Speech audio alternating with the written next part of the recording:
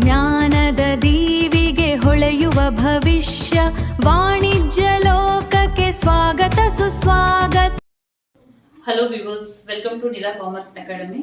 ಈಗ ನಮ್ಮ Neela commerce academy ಚಾನಲಲ್ಲಿ ಬರೀ ಸ್ಟೂಡೆಂಟ್ಸ್ಗೋಸ್ಕರ ಅಷ್ಟೇ ಅಲ್ಲದೆ ಸಾಮಾನ್ಯ ಜನರಿಗೂ ಎಲ್ಲರಿಗೂ ಉಪಯೋಗ ಆಗುವಂತಹ ಕೆಲವೊಂದಿಷ್ಟು ಅಂಶಗಳ ಬಗ್ಗೆ ನಾವು ತಿಳಿಸ್ಕೊಡ್ತಾ ಇದ್ದೀವಿ.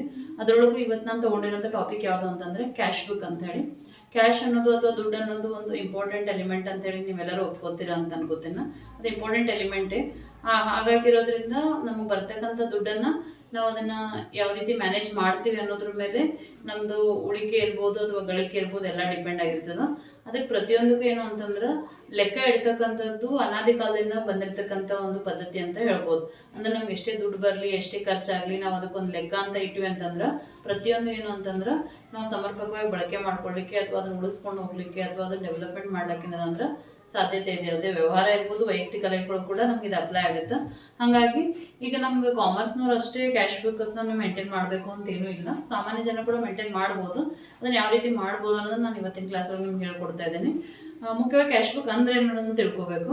ಕ್ಯಾಶ್ ಬುಕ್ ಅಂತಂದ್ರೆ it is nothing but one of the account to maintain the cash receipts and cash payments during a particular period of time ಅಂತ ಹೇಳ್ಬೋದು. ಒಂದು ನಿರ್ದಿಷ್ಟ ಅವಧಿ ಒಳಗೆ 1 ತಿಂಗಳ ಇರ್ಬೋದು ಅಥವಾ 1 ವರ್ಷದ ಇರ್ಬೋದು, 6 ತಿಂಗಳು ಇರ್ಬೋದು. ಆ ಒಂದು ಅವಧಿ ಒಳಗೆ ನಾರ್ಮಲಾಗಿ ಕ್ಯಾಶ್ ಬುಕ್ಕನ್ನು ನಾವು ಮಂತ್ಲಿ ಪ್ರಿಪೇರ್ ಮಾಡ್ತೀವಿ. 1 ಮಂತ್ ಒಳಗೆ ನಮ್ಮ ಕ್ಯಾಶ್ ಎಷ್ಟು ಬಂತು ಯಾವ್ಯಾವ ಮೂಲಗಳಿಂದ ಮತ್ತು ನಾವು ಯಾವ್ಯಾವ್ದಕ್ಕೆ ಖರ್ಚು ಮಾಡಿದ್ವಿ ಅನ್ನೋದನ್ನ ಮೇಂಟೈನ್ ಮಾಡ್ತಕ್ಕಂಥ ಒಂದು ಅಕೌಂಟಿಗೆ ನಾವೇನೇನು ಕರಿತೀವಿ ಅಂದ್ರೆ ಕ್ಯಾಶ್ ಬುಕ್ ಅಂತ ಕರಿತೀವಿ. ಮುಖ್ಯವಾಗಿ ನಾವು ಕ್ಯಾಶ್ ಬುಕ್ ಅನ್ನ ಏನು ಅಂತಂದ್ರೆ 3 ರೀತಿ ಒಳಗೆ ಕ್ಯಾಟಗರೈಸ್ ಮಾಡ್ತೀವಿ. ಮೊದಲೇದು ಸಿಂಪಲ್ ಕ್ಯಾಶ್ ಬುಕ್ ಅಂತ ಬರುತ್ತೆ. ಸಿಂಪಲ್ ಕ್ಯಾಶ್ ಬುಕ್ ಇದನ್ನ ನಾವು ಯಾರು ಬೇಕಾದ್ರೂ ಸಾಮಾನ್ಯ ಜನ ಕೂಡ ಪ್ರಿಪೇರ್ ಮಾಡ್ಕೋಬಹುದು. ನಾವು ಬೇರೆ ಬೇರೆ ಸೋರ್ಸಸ್ ಇಂದ ಏನಾದರೂ ಇನ್ಕಮ್ ಬರೋದಿತ್ತು ಅಂತಂದ್ರೆ ನಮಗೆ ಬರ್ತಕ್ಕಂಥ ಇನ್ಕಮ್ ಅನ್ನ ಒಂದು ಸೈಡ್ ಮತ್ತು ಎಕ್ಸ್ಪೆನ್ಸಸ್ ಅನ್ನ ಒಂದು ಸೈಡ್ ನಾವು ಎಂಟ್ರಿ ಮಾಡ್ಕೊಂಡು ಬಂದಿರತಕ್ಕಂಥ ಬ್ಯಾಲೆನ್ಸ್ ಎಷ್ಟು ಉಳಿದದ ನಮ್ದು at the end of the month ಅನ್ನೋದನ್ನ ನಾವು ಸಿಂಪಲ್ ಕ್ಯಾಶ್ ಬುಕ್ ಹಾಕೋ ಮುಖಾಂತರ ಪ್ರಿಪೇರ್ ಮಾಡ್ಬೋದು. ಸಿಂಪಲ್ ಕ್ಯಾಶ್ ಬುಕ್ ಫಾರ್ಮೆಟ್ ನೀವು ಇಲ್ಲಿ ನೋಡ್ಲತ್ತೀರಿ. ಸೊ ಇಲ್ಲಿ ಒಂದು ಡೆಬಿಟ್ ಮತ್ತು ಕ್ರೆಡಿಟ್ ಅಂತ ಇರ್ತದೆ. ಅಕೌಂಟ್ ಅಲ್ಲಿ ಡೇಟ್ ಕಾಲಮ್ ಇರುತ್ತೆ, ರಿಸಿಪ್ಟ್ಸ್, ಅಮೌಂಟ್ ಕಾಲಮ್, ಮತ್ತು again date, payments, amount column ಅಂತ ಹೇಳಿ. ಇಲ್ಲಿ ಬೈ ಬ್ಯಾಲೆನ್ಸ್ ಬ್ರಾಡ್ ಡೌನ್ ಅಂತಂದ್ರೆ at the beginning of the month ನಮ್ಮ ಹತ್ರ ಎಷ್ಟು ದುಡ್ಡು ಇತ್ತು ಅನ್ನೋದಕ್ಕೆ ನಾವು ಅಥವಾ ನಮ್ಮ ಬಿಸ್ನೆಸ್ ಅಲ್ಲಿ ಎಷ್ಟು ದುಡ್ಡು ಇತ್ತು ಅನ್ನೋದು ನಾವು ಬ್ಯಾಲೆನ್ಸ್ ಬ್ರಾಡ್ ಡೌನ್ ಅಂತ ಬರೀತೀವಿ. ಆಮೇಲೆ ಈ ಸೈಡ್ ಏನು ಡೆಬಿಟ್ ಸೈಡ್ ನಾವು ಏನು ಎಂಟ್ರಿ ಮಾಡ್ತೀವಿ ಅವೆಲ್ಲ ಕ್ಯಾಶ್ ರಿಸಿಪ್ಟ್ಸ್ ಅಂತ ಹೇಳ್ತೀವಿ. ನಮ್ಗೆ ಯಾವ್ಯಾವ ಮೂಲದಿಂದ ನಮ್ಮ ಬಿಸ್ನೆಸ್ಗೆ ದುಡ್ಡು ಬಂದದ ಅಥವಾ ಯಾವ್ಯಾವ ಮೂಲದಿಂದ ನಾವು ಹಣವನ್ನು ರಿಸೀವ್ ಮಾಡ್ಕೊಂಡಿರ್ತೀವಲ್ಲ ಅದ್ರ ಬಗ್ಗೆ ನಾವು ಈ ಕಡೆ ಡೆಬಿಟ್ ಸೈಡ್ ಬರ್ಕೋಬೇಕು. ಯಾವ್ದಕ್ಕೆ ನಾವು ಹಣವನ್ನು ಪೇಮೆಂಟ್ ಮಾಡಿರ್ತೀವಿ ಅದನ್ನ ಏನು ಮಾಡ್ತೀವಿ ಅಂದ್ರೆ ಕ್ರೆಡಿಟ್ ಸೈಡ್ ಬರ್ಕೋತೀವಿ. ಯೂಸ್ವಲ್ ಆಗಿ ಇಲ್ಲಿ 2 ಸೇಲ್ಸ್ ಅಂತ ವಸ್ತುಗಳು ಸೇಲ್ ಮಾಡಿದಾಗ ನಮ್ಗೆ ದುಡ್ಡು ಬರುತ್ತೆ. ದುಡ್ಡು ಬಂದ್ರೆ ಅದು ರಿಸಿಪ್ಟ್ ಸೈಡ್. ರಿಸಿಪ್ಟ್ ಅಂದ್ರೆ ಕ್ಯಾಶ್ ರಿಸೀವ್ಡ್ ಅಂತ ಅರ್ಥ. ಅದೇ ರೀತಿ ನರೇಶ್ ಅನ್ನುವಂಥ ವ್ಯಕ್ತಿಯಿಂದ ನಮ್ಗೆ ದುಡ್ಡು ಬರಬೇಕಾಗಿತ್ತು, ಆ ಹಣವನ್ನು ರಿಸೀವ್ ಮಾಡ್ಕೊಂಡಿದ್ವಿ, ಅದು ಟು ನರೇಶ್ ಅಂತ ಬರೆದು ಸೊ ಇಲ್ಲಿ ಅಮೌಂಟ್ ಎಂಟ್ರಿ ಮಾಡ್ಕೋತೀವಿ. ಡೆಬಿಟ್ ಸೈಡ್ ಟು ಮತ್ತು ಕ್ರೆಡಿಟ್ ಸೈಡ್ ಬೈ ಅನ್ನುವಂಥ ವರ್ಡನ್ನು ಬಳಸ್ತೀವಿ ನಾವು ಸಾಮಾನ್ಯವಾಗಿ. ಇನ್ನು ಪೇಮೆಂಟ್ ಸೈಡು ಇಲ್ಲಿ 980 ಬೈ ಬ್ಯಾಂಕ್ ಅಂತ ಬರೆದಿದ್ದೀವಿ, ಡೆಪಾಸಿಟೆಡ್ ಇಂಟು ಬ್ಯಾಂಕ್ ಅಂತೇಳಿ. ಅಂದರೆ ದುಡ್ಡನ್ನು ನಾವು ಏನು ಮಾಡಿದ್ವಿ ಅಂದ್ರೆ ಬ್ಯಾಂಕಿಗೆ ಡೆಪಾಸಿಟ್ ಮಾಡಿದ್ವಿ ಅಂದ್ರೆ ನಮ್ಮ ಕ್ಯಾಶ್ ಹೊರಗಡೆ ಹೋಗುತ್ತಲ್ಲ ಪೇಮೆಂಟ್ ಆಗುತ್ತೆ ಬ್ಯಾಂಕ್ ಅಕೌಂಟ್ಗೆ. ಸೊ ನಾವು ಕ್ರೆಡಿಟ್ ಸೈಡ್ ಹಾಕ್ತೀವಿ. ಅದೇ ರೀತಿ ಏನಾದರೂ ಪರ್ಚೇಸ್ ಮಾಡಿದಾಗ ಕೂಡ ದುಡ್ಡು ಹೊರಗೆ ಹೋಗುತ್ತೆ ಅಂದ್ರೆ ಕ್ಯಾಶ್ ಪೇಮೆಂಟ್ ಆಗುತ್ತೆ. It will be on credit side. ಮತ್ತು ಮುಖೇಶ್ ಅನ್ನುವಂಥ ವ್ಯಕ್ತಿಗೆ ನಾವು ದುಡ್ಡು ಕೊಡೋದಿತ್ತು, ನಾವು ದುಡ್ಡು ಕೊಟ್ಟಿದ್ದೀವಿ, ಅವ್ನ ಹೆಸರು ಬರೆದು ನಾವು ಎಷ್ಟು ಅಮೌಂಟ್ ಕೊಟ್ಟಿದ್ದೀವಿ ಅಷ್ಟು ಅಮೌಂಟ್ ಕಾಲನ್ನ ಎಂಟ್ರಿ ಮಾಡ್ಕೋಬೇಕು. ಇನ್ನು ಫರ್ನಿಚರು ನಾವು ಯಾವುದಾದ್ರೂ ಆಫೀಸಿಗೆ ಅಥವಾ ಬಿಸ್ನೆಸ್ಸಿಗೆ ಬೇಕಾದಂಥ ಫರ್ನಿಚರ್ನ ಪರ್ಚೇಸ್ ಮಾಡಿದ್ರೆ ಅದನ್ನ ಎಂಟ್ರಿ ಮಾಡ್ಕೋಬೇಕು. Finally at the end of the month total ಮಾಡಿದಾಗ ಈ 28 ಫೆಬ್ರವರಿ ಯೂಸ್ವಲ್ ಆಗಿ ಎಂಡಿಂಗ್ ಡೇಟ್ ಇರುತ್ತೆ. ಟೋಟಲ್ ಮಾಡಿ ಇದೇ ಟೋಟಲನ್ನು ಕ್ರೆಡಿಟ್ ಸೈಡ್ ಎಂಟ್ರಿ ಮಾಡ್ಕೋತೀವಿ. ಬ್ಯಾಲೆನ್ಸಿಂಗ್ ಫಿಗರ್ ಏನು ಇರ್ತದೋ that is the balancing amount at the end of the period ಅಂತ ಹೇಳ್ಬೋದು.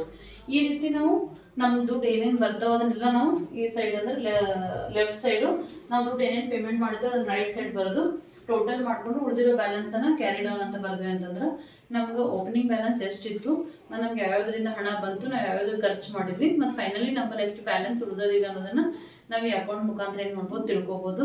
ಇವನ್ ನಾವು ಕೂಡ common people, not only commerce students ಅಂತ ಅಷ್ಟೇ ಅಲ್ಲ, ಯಾರು ಬೇಕಾದ್ರೆ ಇದನ್ನು ಪ್ರಿಪೇರ್ ಮಾಡಿ ಅವ್ರ ಅಕೌಂಟ್ಸ್ ಡೀಟೇಲ್ಸ್ ಅನ್ನ ಕ್ಯಾಶ್ ಬುಕ್ ನೋಡೋ ಮುಖಾಂತರ ಅವ್ರು ಆರಾಮಾಗಿ ಏನು ಮಾಡ್ಬೋದು ತಿಳ್ಕೊಬೋದು ಅಂತೇಳಿ.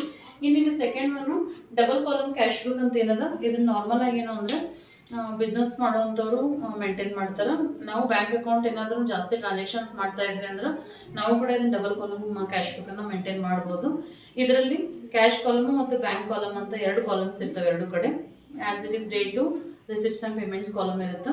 ನಾವೆಲ್ಲ ಬಂದಿರೋ ದುಡ್ಡನ್ನು ಬ್ಯಾಂಕಿಗೆ ಇರ್ಬೋದು, ಕ್ಯಾಶ್ ರಿಸಿಪ್ಟ್ಸ್ ಇರ್ಬೋದು, ಅವ್ನು ಡೆಬಿಟ್ ಸೈಡ್ ಹಾಕ್ತೀವಿ.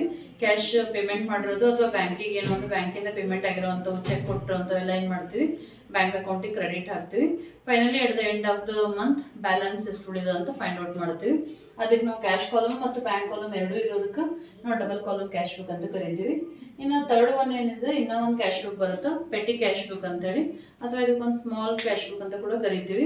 ಇದನ್ನ ಎದಕ್ಕೆ ಬಳಸ್ತೀವಿ ನಾವು ಅಂತಂದ್ರೆ, ಸಾಮಾನ್ಯವಾಗಿ ಆಫೀಸ್ಗಳಲ್ಲಿ ಸಣ್ಣ ಪುಟ್ಟ ಎಕ್ಸ್ಪೆನ್ಸಸ್ ಇರ್ತವೆ. ಯಾರೋ ಗೆಸ್ಟ್ ಬಂದರು ಅಂದ್ರೆ ಅವ್ರಿಗೆ ಜ್ಯೂಸ್ ತರಿಸ್ಕೊಡ್ತಾರೆ ಅಥವಾ ಟೀ ತರಿಸ್ಕೊಡ್ತಾರೆ, ಏನೋ ಒಂದು ಸಣ್ಣ ಪುಟ್ಟ ಎಕ್ಸ್ಪೆನ್ಸಸ್ ಇರ್ತಾವೆ. ಅವನ್ನೆಲ್ಲ ಮೇಂಟೈನ್ ಮಾಡೋ ಸಲುವಾಗಿ ಪ್ರತಿಯೊಂದಕ್ಕೂ ಏನು ಅಂತಂದ್ರೆ ನಾವು ಅಕೌಂಟೆಂಟ್ ಹತ್ರ ಹೋಗಿ ಕೇಳಕ್ಕಾಗಲ್ಲ. ಆ ಒಂದು ಸಂದರ್ಭದೊಳಗೆ ಏನು ಮಾಡ್ತಾರೆ ಅಂದ್ರೆ, ಮೇನ್ ಅಕೌಂಟೆಂಟು ಕ್ಯಾಶಿಯರ್ಗೆ ಏನು ಮಾಡಿರ್ತಾರ ಅಂದ್ರೆ ಅಥವಾ ಕ್ಲರ್ಕಿಗೆ ಏನು ಮಾಡ್ತಾರೆ, ಒಂದು ಮಿನಿಮಮ್ ಅಮೌಂಟ್, ಒಂದು ಸ್ಮಾಲ್ ಅಮೌಂಟ್ ಏನು ಮಾಡ್ತಾರೆ, ಎವ್ರಿ ಮಂತು ಅಡ್ವಾನ್ಸ್ ಅಂತ ಹೇಳಿ ಕೊಡ್ತಾರೆ. ಆ ಅಡ್ವಾನ್ಸ್ ಅಮೌಂಟಲ್ಲಿ ಏನು ಅಂತಂದ್ರೆ ಅವ್ರು ಪೆಟ್ಟಿ ಎಕ್ಸ್ಪೆನ್ಸಸ್ ಅಂದ್ರೆ ಸ್ಮಾಲ್ ಎಕ್ಸ್ಪೆನ್ಸಸ್ ಎಲ್ಲ ಮೇಂಟೈನ್ ಮಾಡ್ಬೋದು. ಅದು ಪ್ರಿಂಟಿಂಗ್ ಇರ್ಬೋದು, ಸ್ಟೇಷನರಿ, ಪೋಸ್ಟೇಜ್ ಅಥವಾ ಟೆಲಿಗ್ರಾಮ್ ಇರ್ಬೋದು, ಅಥವಾ ಯಾವುದೋ ಒಂದು ಟ್ರಾವೆಲಿಂಗ್ ಎಕ್ಸ್ಪೆನ್ಸಸ್ ಆಫೀಸ್ ವರ್ಕಿಗೆ ಸಂಬಂಧಪಟ್ಟಂಗೆ ಅವನ್ನೆಲ್ಲ ಏನು ಮಾಡ್ತೀವಿ ಅಂದ್ರೆ ಪೆಟ್ಟಿ ಕ್ಯಾಶ್ ಬುಕ್ನ ಮೇಂಟೈನ್ ಮಾಡ್ತೀವಿ.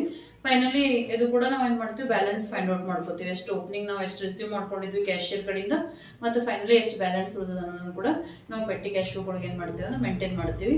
ಈ ರೀತಿ ವ್ಯವಹಾರಕ್ಕೆ ಅಗತ್ಯ ಇರ್ತಕ್ಕಂತಹ ಒಂದು ಅಕೌಂಟ್ಸನ್ನು ಆಯಾ ಒಂದು ಟ್ರಾನ್ಸಾಕ್ಷನ್ಸ್ಗೆ ನೆಸೆಸಿಟಿ ಇರೋ ರೀತಿ ಒಳಗೆ ನಾವು ಸಿಂಪಲ್ ಕ್ಯಾಶ್ ಬುಕ್ ಒಳಗೂ ಮೇಂಟೈನ್ ಮಾಡ್ಬೋದು, ಅಥವಾ ಬ್ಯಾಂಕ್ ಟ್ರಾನ್ಸಾಕ್ಷನ್ಸ್ ಇತ್ತು ಡಬಲ್ ಕಾಲಮ್ ಕ್ಯಾಶ್ ಬುಕ್ಕನ್ನು ಮೇಂಟೈನ್ ಮಾಡ್ಬೋದು. ಇಲ್ಲ ಸಣ್ಣ ಪುಟ್ಟ ಎಕ್ಸ್ಪೆನ್ಸಸ್ ಒಂದು ಸಪ್ರೇಟೇ ನಮ್ಗೆ ಅಕೌಂಟ್ ಬೇಕು ಅಂತ ಅನ್ಸಿದ್ರೆ ನಾವು ಪೆಟ್ಟಿ ಕ್ಯಾಶ್ ಬುಕ್ ಕೂಡ ಮೇಂಟೈನ್ ಮಾಡ್ಬೋದು.